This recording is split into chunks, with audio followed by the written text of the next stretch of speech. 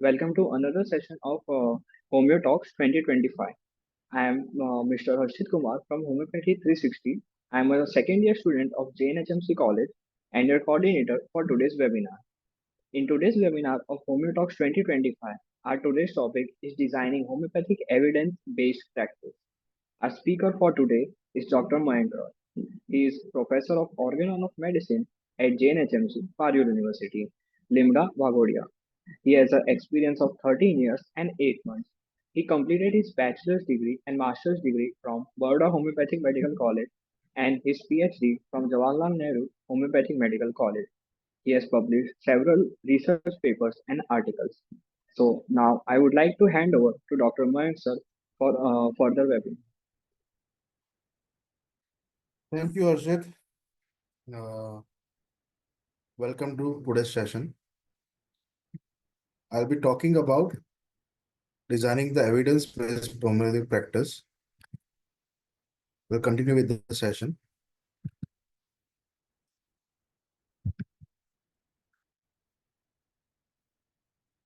When designing a homeopathic practice is to be considered,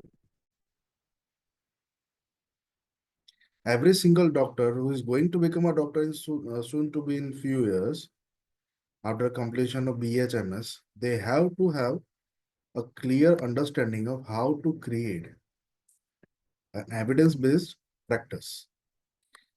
However, most of the students have been doing it through different ways. But designing the homeopathic practice is individual task. When we are designing it, the evidence-based homeopathic practice that involves a clinical expertise, a skill that we develop, the patient preferences. We have to know how and what is required by the patient. Because after all, in the marketplace, when you are practicing in the medical market, patient is the king. Rigorous evidence to optimize healthcare outcomes. This presentation explores a structured approach to achieving this integration, emphasizing the critical role of research, education, and technology. Because one or the other way, we have to create a practice which is credible. Because if it is not credible, the credibility is not available, then the practice would not be helpful. When we are establishing the scientific framework, we have to have a clear, defined definition of what is evidence-based homeopathy. The evidence-based homeopathy incorporates traditional homeopathic principles while integrating the evidence from systemic research and clinical trials. Here, research and trials are important part because even after doing a lot of practice, a lot of treatment, even after having a lot of patients, if we don't do in a particular way the research, the foundation of it or credibility of your practice would be difficult. Focus on patient-centered care is the most important part. Because those who are traditional homeopaths, those believe in tradition, how a treatment is to be done, which way the treatment is believed to be done, what is dynamic, how it has to be in a certain way. If they are following certain method, like sensation method, Banerjee protocol, or other methods, they have their own tradition to practice. But we have to ensure that we address the individual's need, the need of patients If we don't do that, it creates difficulty.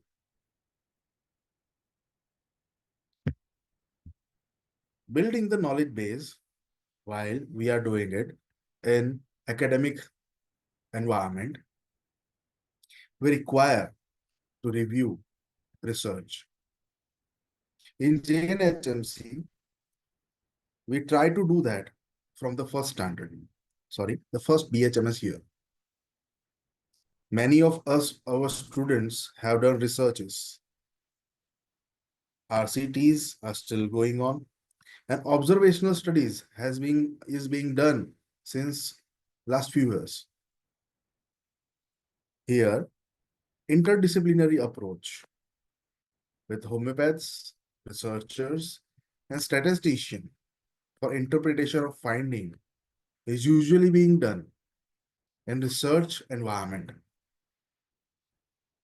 While we are doing so, the research environment helps our students, the future homeopathic physicians, to see in different ways in which this practice would actually help in developing a new ways of treatment, new ways of research, and new ways of effective, safe, and credible treatment. In doing so, standardization of practice is foundation that we have to create. Here, protocols, or in some cases, we can say standard operating procedures. And that is one thing we should focus on while we are treating and doing research. Because when we do a research in MD or as a project under STTPs, short-term courses of researches done by research organizations like CCRH, or while we do PhDs, or in some cases, intramural or independent research done by the students as it is being done in JNHMC. We focus on the standardization of diagnostic,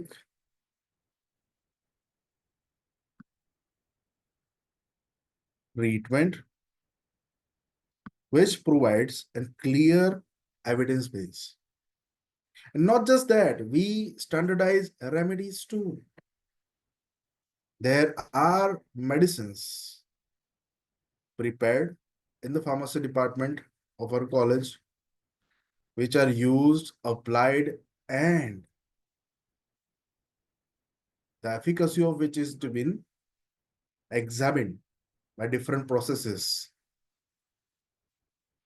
Because these processes help us to believe how it would act, which way it actually acts, the physiochemical process that it is involved in. Because after all, medicines, if are not believable or you can't rely on them, the treatment and confidence of the outcome is hampered. While fostering the research, we have to focus on three criteria. That the research or the clinical studies are to be established and applied, designed in different RCTs, cohort studies, an observational study when you observe group of people going through certain kind of treatment or certain diseases, so that every single step of each disease or clinical condition is observed. Case control studies, which are also important. There are control studies like placebo controlled trials, double-blind or single-blind controlled trials that validate the effectiveness on a comparative basis that helps homeopathy to be a scientific pathy. The basic science and research investigate the mechanism of action of homeopathic remedies through laboratory and preclinical studies. Now, laboratory and preclinical studies are kind of studies that you do when you want to apply certain medicine or certain procedures or certain measures to a kind of treatment of particular diseases. So when you apply medicine, you try to standardize it. That standardization is a preclinical criteria. With that standardization, certain in vitro or in vivo trials under microscope by application on animal trials, they are being judged. Once we have such data, the credibility of application, credibility of medicine standards, and the treatment designing process becomes an ideal way. And one more thing that happens in the research, we need to be transparent about the data. When we try to apply the studies by treatment, we must share the methodologies through which we treat patient, because reproducibility of research is the only thing that makes it helpful. Otherwise, research has no purpose.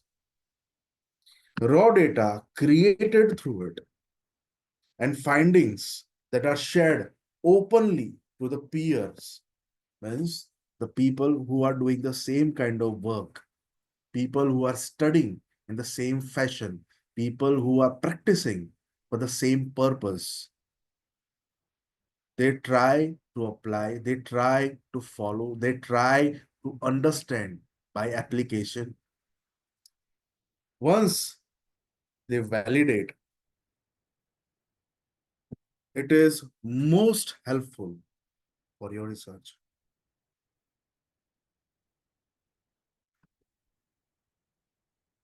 Now, once we have the validation, standardization, implementing the training and education is the most important part.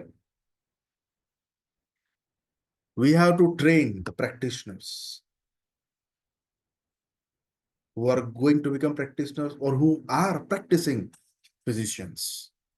Educating a homeopath on evidence-based methodologies, critical appraisal of research, and data interpretation is the most important and integral thing. Without training, without giving the knowledge, sharing the knowledge, we cannot see its fruits. It is also helpful in continuing the education. Usually it is done in workshop, webinars, certifications by integrating the evidence into practice. Certification here is in fellowship certification, post-graduation certification, or PhD certificate that you get after doing an extensive, thorough research study.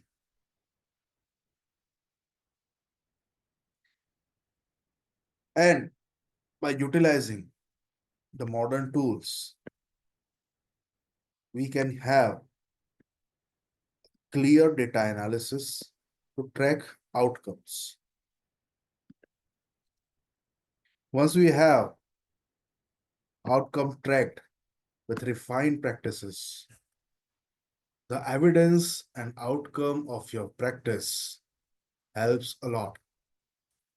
This digital platform of patients, once you go through telemedicine, you will have a lot of scope of advertisement and approach by the patient. But in doing so, you have to focus on engaging the patient in the process.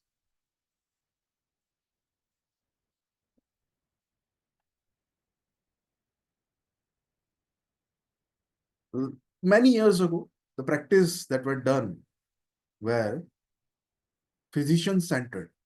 Whatever the patient, physician, or what we can say in this uh, Ved, when they were practicing Ayurveda, or the physicians that were practicing in Western medicine, they were physician-centered medicine. Now, patients are more educated, more focused, and more aware about themselves.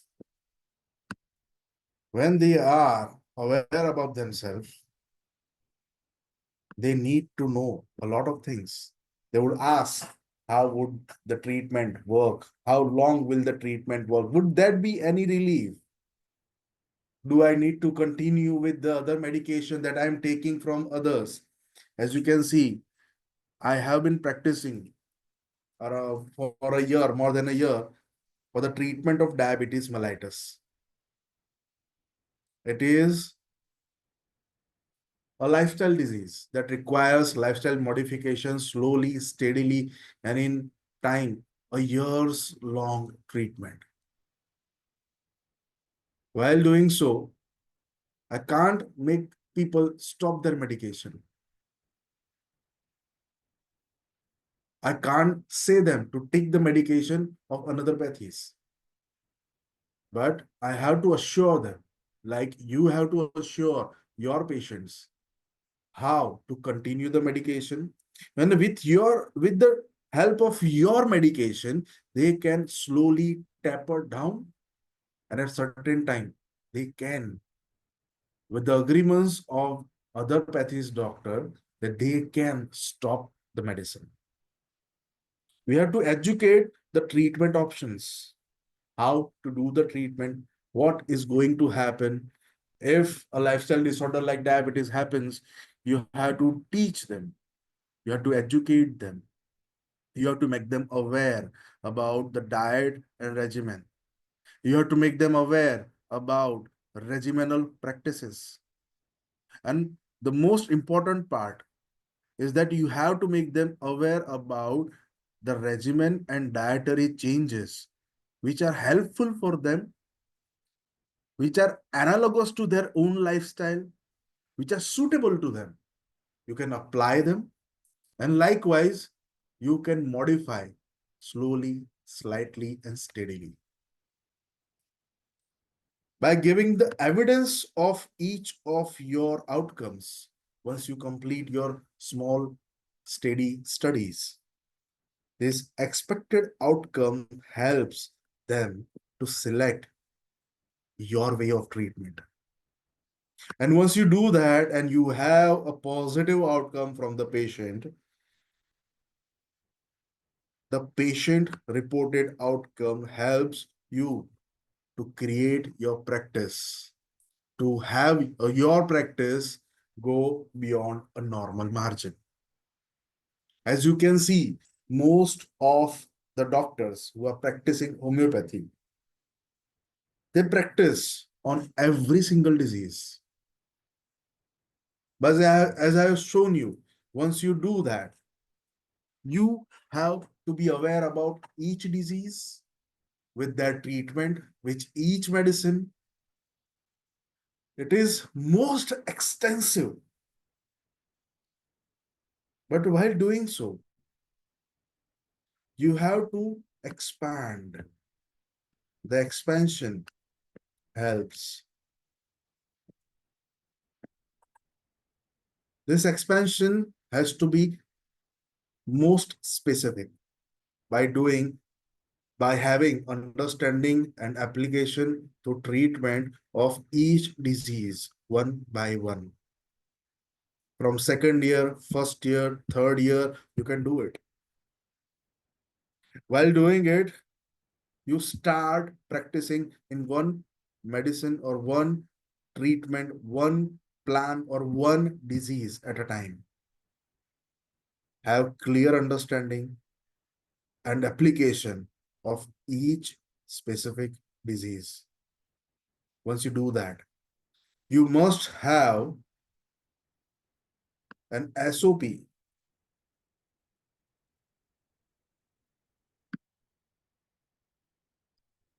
standard operating procedure or protocol. That protocol helps you to continue the treatment. How would you diagnose a patient? How are you going to assess the improvement of the patient? Just by looking at what patient says or by observing what patient says, the outcome is not clarified. It has to be objectively verified. And to do that, you must create a protocol of observation. How are you going to examine a patient? What is the checklist? What are the tests you're going to do on the patient's body while doing a physical examination in your clinic, on your table, examination table? Once you have the understanding of it, you have, or you must also have a clear understanding of what are the clinical laboratory investigation you require or radiographic investigation you require. By having it, this SOP helps a lot, because this is the only thing on which you can rely. Once you have at least one disease as an expertise of your field, you can also create a specialized practice. This specialized practice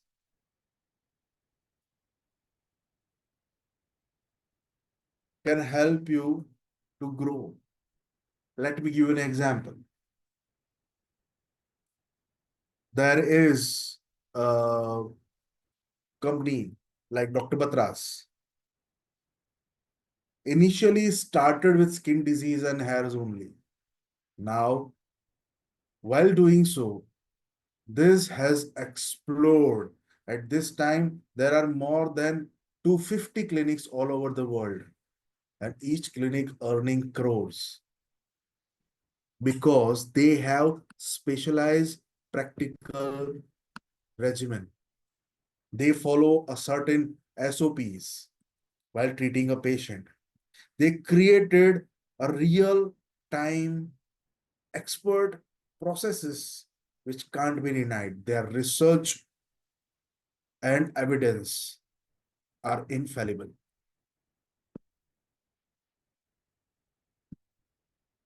While establishing the quality assurance, these practitioners, they go beyond a normal margin. Why am I telling you to create an evidence-based homeopathy practice? It is because once the outcome, safety, and satisfaction scores with efficacy of treatment is evidently cleared in front of your eyes, in your mind, in your understanding, in your application, your growth cannot stop.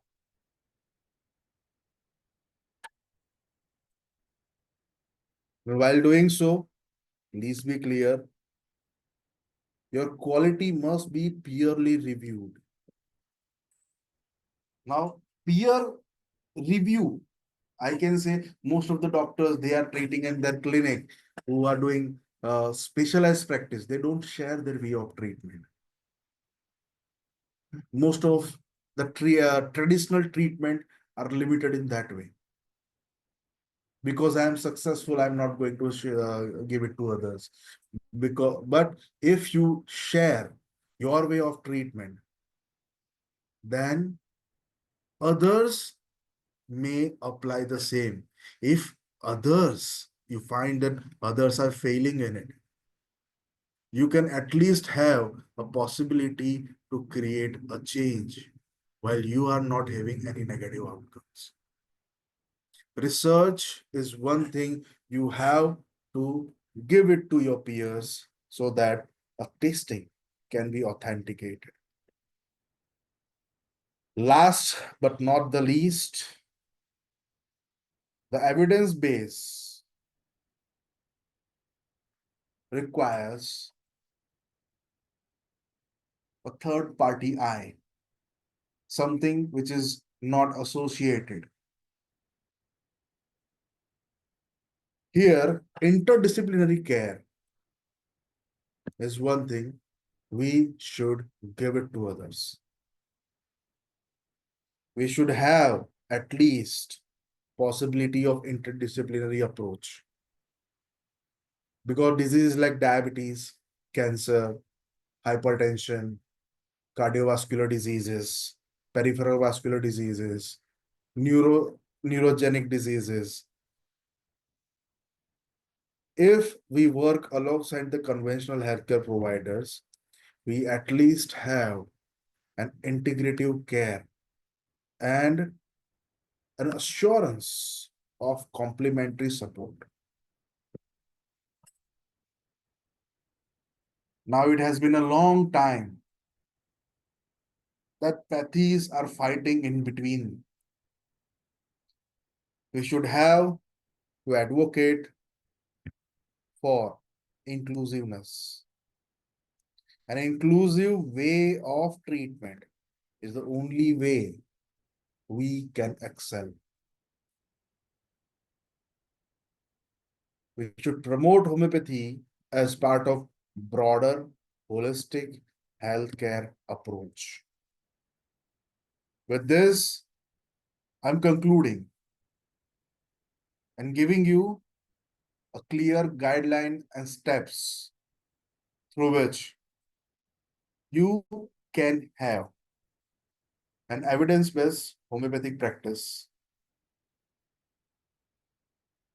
that can help in your future.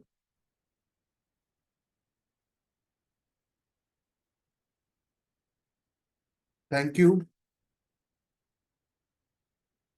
for attending this session. I'm concluding it with this.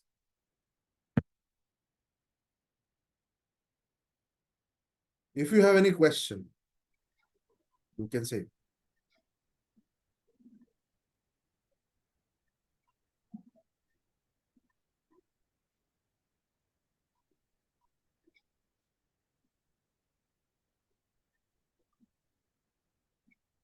Yes, Harshit.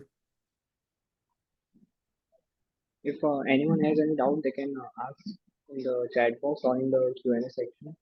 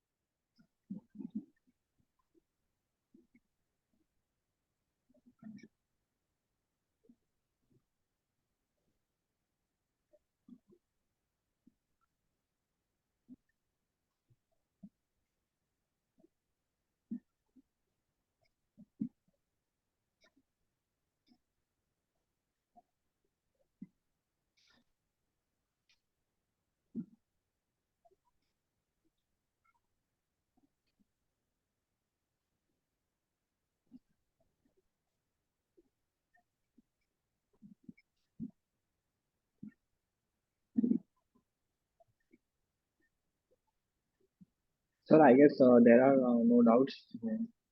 So thank you very much, sir, for sharing your valuable knowledge and time with us. Your insight on today's topic has truly inspired us. So thank you, sir. The recording of today's session will be available on the YouTube channel of Homeopathy 360. So I would like to thank you all for attending the webinar, and I wish you all a great day ahead. Thank you.